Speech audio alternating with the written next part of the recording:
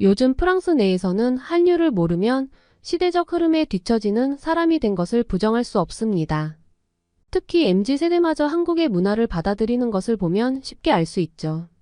게다가 K-팝 가수들이 전 세계 곳곳으로 영향력을 펼치면서 더 이상 한류 없이는 문화를 논할 수 없는 지경이 되었는데요. 과거에는 우리가 즐기던 문화에서 이제 세계인이 함께 즐기게 된 한국 문화가 되어가는 것 같은데요. 오늘은 프랑스에 살고 있는 평범한 여대생의 사연입니다. 한국에 다녀온 친구가 최근 심경에 문제가 생겼다고 하는데 도대체 무슨 일이 있었던 것일까요? 사연 바로 시작합니다. 안녕하세요. 저는 프랑스의 캥페르에 살고 있는 평범한 대학생 마리엘입니다. 요즘 프랑스에서 제 또래 친구들은 한류에 미쳐 있고 마음이 전부 한국에 가 있어요. 한류에 빠진 친구들 중에 몇몇은 국적을 한국으로 바꾸고 싶다며 언젠가는 한국에 유학을 가겠다고 하며 한국어를 틈틈이 공부하기도 해요. 그래서 요즘 친구들 사이에서는 프랑스어보다는 한글을 사용하는 것이 유행이에요. 진짜 헐 대박이라는 단어는 기본으로 쓰고 있어요. 단 저희들끼리 있을 때만이에요. 왜냐하면 부모님 앞에서 한국어를 쓰면 굉장히 이상하게 쳐다보세요. 마치 비속어를 쓰는 것처럼 표정이 굳어지시거든요. 게다가 저런 단어들은 드라마에서조차 듣기 힘든 한국어라서 오해받기 십상이에요. 그리고 아시다시피 프랑스인들은 자국 언어에 대한 자긍심이 세계적으로 유명해요. 오죽하면 프랑스에 여행 가려면 프랑스어를 배워야 한다는 말이 있을 정도죠. 영어로는 의사소통이 힘들 때가 많거든요. 실제로 유럽 내에서 프랑스인들의 영어 실력은 최하위권에 머무를 정도예요. 대부분 사람들은 프랑스어가 세계 언어의 기준이라고 생각해서 영어는 배울 필요가 없는 언어라고까지 비하하는 정도이고 지금까지도 그래왔어요. 그런 프랑스인들이 이제는 한국어를 배우겠다고 스스로 나서니 부모님 세대에서 저희를 바라봤을 때는 정말로 이해할 수 없는 행동들을 하는 것처럼 보이죠. 부모님을 이해시키느니 그냥 부모님과 함께 있지 않을 때만 한국어를 사용해요. 부모님 앞에서 한국어를 내뱉었다가는 왜 그런 말을 쓰는 거냐고부터 잔소리 행렬이 끊이지 않을 테니까요. 특히나 저는 지금 부모님과 갈등이 너무 큽니다. 바로 한국 때문이에요. 저만큼 한국을 좋아하는 사람이 또 어디 있을까 싶을 정도로 한국을 좋아합니다. 제 또래의 세대가 특히 한국 문화의 영향을 많이 받으면서 자라온 세대잖아요. 저의 한국 사랑은 뜬금없이 시작되었습니다. 우연히 TV에 나오는 한류 아이돌 그룹 BTS의 멤버 지민을 보고 푹 빠져들게 되었죠. 저희 부모님은 제가 한류에 푹 빠져있는 것을 매우 못마땅해 하세요. 한류에 빠진 제가 언젠가는 한국에 갈 것 같아서 미리부터 반대하시는 거죠. 처음부터 그러신 건 아니었는데 결정적인 사건이 있었거든요. 그 일은 제 가장 친한 친구 엘로디가 한국에 교환학생을 다녀왔다가 우울증에 걸렸다는 사실 때문입니다. 어렸을 때부터 한 동네에서 자란 친구라 부모님들끼리도 정말 친한데 한국에 다녀온 엘로디가 집 밖에도 나가지 않고 매일 방에만 있으니 엘로디의 부모님께서는 엘로디를 한국에 보낸 것을 후회한다며 제 부모님께 저는 절대 한국에 보내지 말라고 신신당부를 하셨어요. 엘로디 부모님의 말을 들은 저희 부모님도 한국에 대한 관심은 프랑스에서나 즐기라며 한국 여행은 꿈도 꾸지 말라고 하셨죠. 저 역시 언젠가는 한국에서 꼭 살아보고 싶었는데 그런 꿈을 꾸기도 전에 부모님이 원천 봉쇄를 하신 거예요. 그런데 한국에 다녀온 엘로디의 상태가 정말 안 좋아 보이긴 했어요. 엘로디는 꼭 한번 한국에 가보고 싶다며 한국에 갈 수 있는 방법 중 하나였던 교환학생으로 선발되려고 열심히 공부를 했어요. 그 결과 1년 동안 한국 대학에서 공부할 수 있게 되었죠. 결국 엘로디는 쟁취하고 말았어요. 제 친구 정말 멋지죠?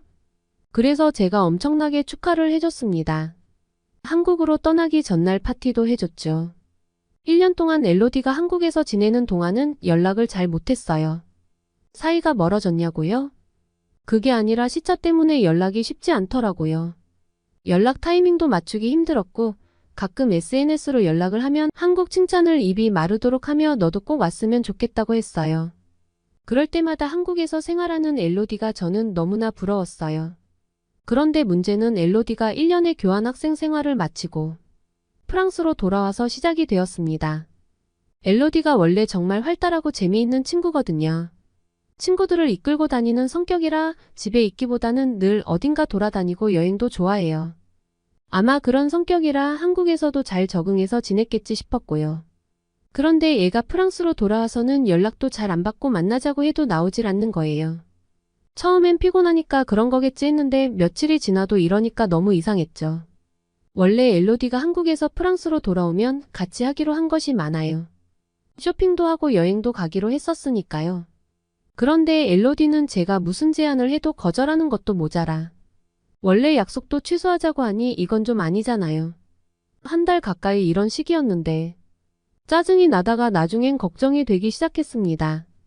별별 생각을 다 해봤는데 얘가 혹시 한국에서 무슨 일이라도 당한 거 아닌가 싶기도 했어요. 전화나 문자로는 한계가 있으니 직접 만나야겠다는 생각이 들어 제가 엘로디 집을 찾아갔습니다. 엘로디 어머니 말씀으로는 집에서도 많이 무기력해한다고 했어요. 엘로디가 너무 우울해서 살기가 싫고 한국에 가기 전으로 돌아가고 싶다는 이야기밖에 안 한다고요. 밝고 긍정적이었던 아이가 갑자기 너무 부정적으로 변해서 걱정이 많이 된다고 하셨습니다. 엘로디 어머니의 심각한 얼굴을 보고 저도 따라서 심각해졌습니다. 대체 무슨 이유인지 꼭 오늘 들어봐야겠다라는 생각으로 조심스럽게 방으로 들어갔죠. 그런데 저는 엘로디의 모습을 보고 너무 놀랐어요. 엘로디는 페인처럼 씻지도 먹지도 않은 채 침대에 널브러져 있더라고요. 마음을 가다듬고 저는 엘로디에게 말했어요. 내가 얼마나 걱정했는지 알아? 한국에서 대체 무슨 일이 있었길래 이러는 거야? 엘로디는 처음에는 머뭇거리다가 결국에는 제게 모든 것을 털어놨어요. 엘로디의 이야기는 충격적이었습니다. 다 버리고 한국에 가고 싶다는 거였어요. 그냥 여행을 또 가고 싶다는 정도가 아니라 문화 충격을 너무 심하게 받아서 프랑스에서는 살기 싫다면서요. 아무리 다른 나라가 좋다고 해도 고작 1년으로 이게 무슨 소리인가 싶었어요. 아무리 이러니저러니 해도 말도 잘 통하고 문화도 익숙한 자국에서 사는 게 편하고 좋은 게 당연한 거 아닌가요? 가까운 유럽 국가도 아닌 한국에서 살고 싶다니 이게 웬 말인가요? 저도 한국을 정말 사랑하고 좋아하지만 엘로디의 이런 발언은 선을 세게 넘었다고 생각했습니다. 그런데 이어진 엘로디의 말에 저는 어이가 없었어요. 한국에 있다 프랑스에 와보니 바깥 외출을 할 때마다 프랑스의 단점이 눈에 너무 잘 들어와서 밖에 나가기도 싫다나요? 한국이 좋으면 얼마나 좋다고 이해가 안 갔지만 화를 꾹 참고 물어보았습니다. 그래 그럼 대체 뭐가 프랑스의 단점이냐고 물으니 당장 길거리를 나서자마자 보이는 여기저기서 담배 피는 사람들부터가 문제래요. 프랑스는 길거리 흡연이 자유롭거든요. 오죽하면 천장이 있는 곳을 제외하곤 모두 다 흡연구역이라고 말할 정도니까요. 카페에서 커피 마시면서도 아이 엄마가 아이와 함께 길거리를 걸어가면서도 담배를 피우긴 해요.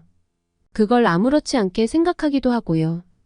게다가 담배 꽁초를 그냥 길거리 여기저기에 내다 버리죠.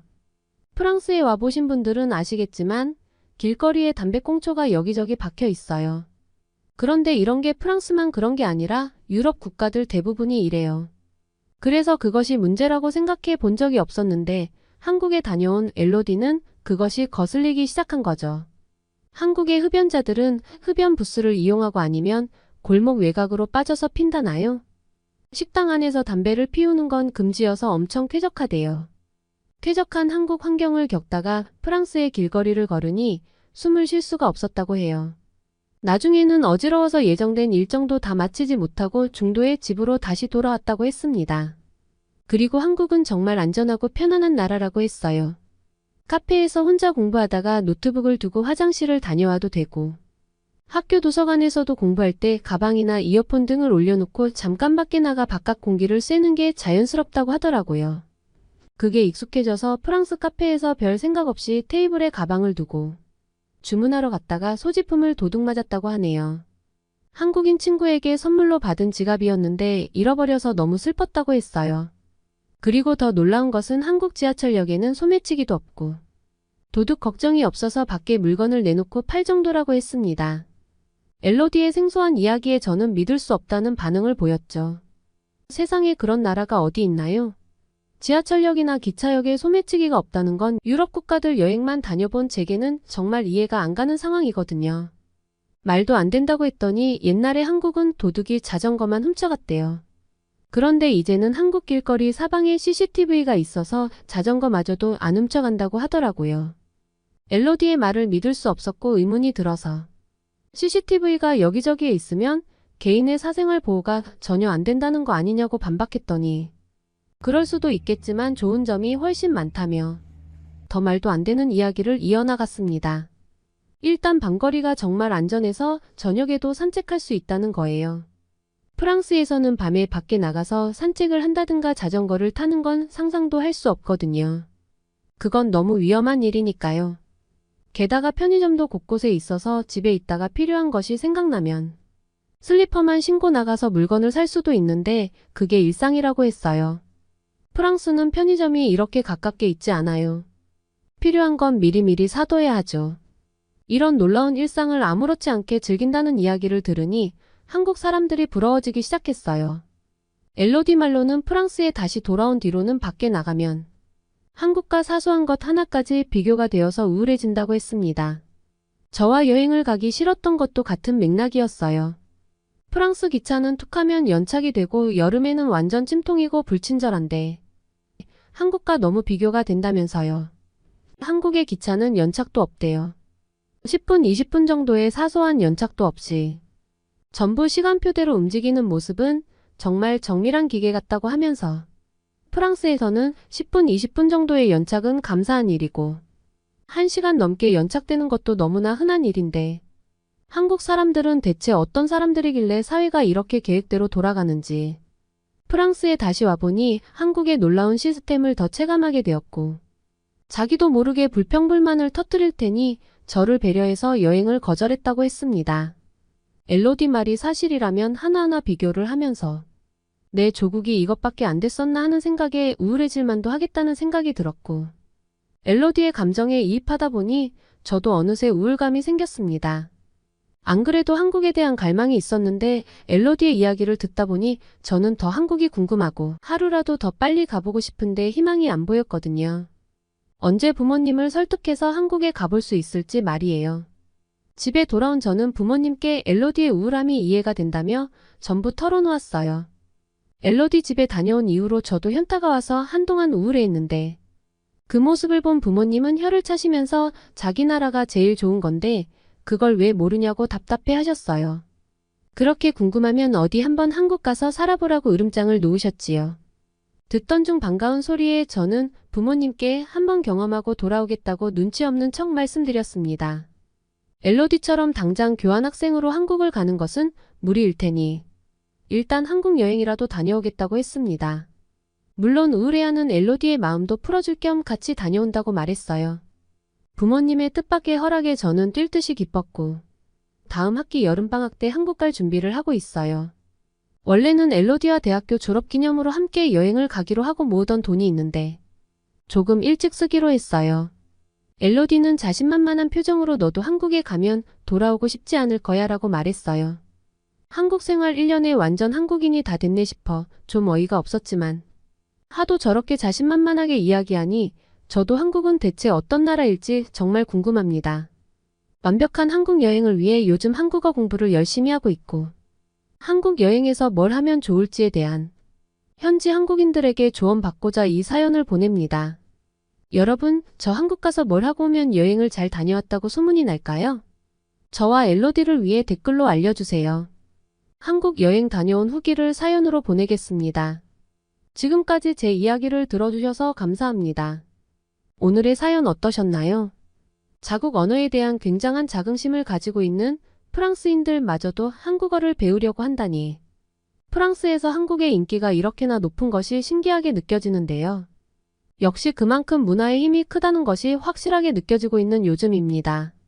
앞으로도 한류가 더욱 급부상하여 전 세계를 아울러 큰 인기를 끌기를 바라며 사연자인 마리엘과 엘로디가 한국에 오면 무엇을 하면 더 좋을지에 대해서 한국인으로서 댓글로 추천해 주시면 더욱 좋을 것 같네요.